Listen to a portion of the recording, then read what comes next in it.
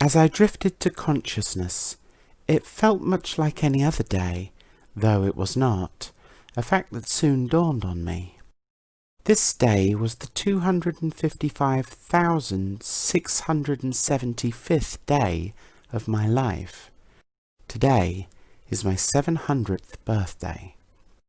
I was born on Ceres, and though I have travelled the system extensively, it is on Ceres I intend to celebrate this landmark in my age, as I have done with my last 2 Centennials.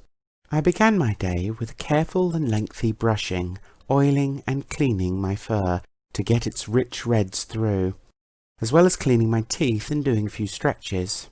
This wasn't my first body, but I had been in it for some years now. It requires a little more maintenance each year, but it's a lot younger than I, barely 30. I was born a Syrian fox, the species of body I have today, but there were times in my life where I was in the physical form of a human, a bear, and a few others that I barely recall now. The same is true of most of my history. I know I've been to Mercury, but I can only recall the shuttle terminus. Someone died the day I arrived there, and it's the only thing I recall of the visit. When I was born, the technology of a digital immortality had already existed for more than 4 centuries.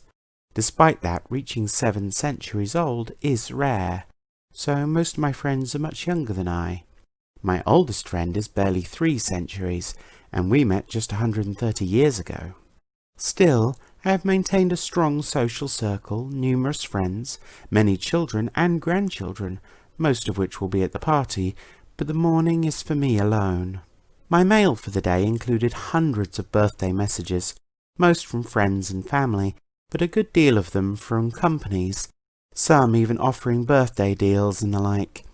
Though none drew my interest, material things just don't mean as much to me as they once did. For breakfast, I even treated myself, cooking up a fried breakfast and enjoying it with a cup of lapsang. My whole day was planned out, like every day, but today was a different plan. No work, no commute, just relaxing and celebrating. My last annual birthday had been my 75th. I was living on Mars back then, studying engineering and poetry at the Aurora City University. Go Red Bears! I can barely recall the engineering studies now, but much of the poetry has stuck with me. I graduated just before my 50th, so I celebrated that one, but after that I skipped quite a few birthdays, working for a construction company. It wasn't until my 72nd that I had another birthday. I had left my engineering job to return to my family home, thus causing my mother to organise a party, which did catch me by surprise. I had forgotten when it was. After breakfast, I relaxed in my lounge, watching an old movie from Venus. It had been a favourite of mine when I met my first husband. We were together for almost a century before we mutually parted ways, but the movie reminds me of all the wonderful times we had. I met him not long after I was supposed to celebrate my Centennial. It had been planned out, but my father died a few weeks before, making it hard to have a fun day, so the family and I decided to skip it. After that, I spent some time as an occupational therapist, where I met my first husband. He worked in the office across from me, dealing with child therapy.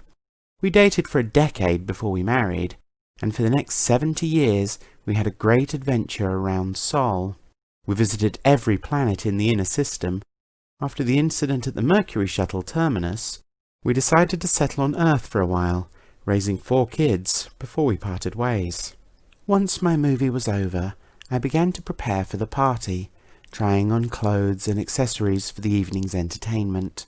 I finally settled on a sweeping black number, strapless with a metre-long train, a little longer than I am tall, and with a clutch purse to suit. My pre-ordered taxi arrived at noon, carrying me off to the family home, where I had been raised. My little sister lives there now, with her husbands and wives, and their 22 children. I'd never had a polyamorous relationship. I always found it hard to find even one person I liked that way, let alone 5. The closest I ever got was around my 350th birthday. I was in a relationship with a wonderful woman, She could dance forever and never be dull or repetitive. Her laugh would send shivers up my spine.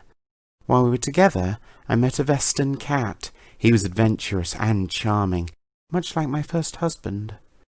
But he and May didn't get along well, so I never got the chance to know him better. I'm not sure what happened to him after that. I was living on Titan back then. Both of us were far from home, so he has likely moved on now. The taxi settled outside of the family home, so I paid and headed for the front door.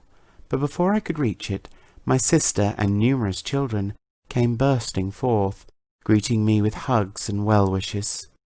It's not so bad turning 700.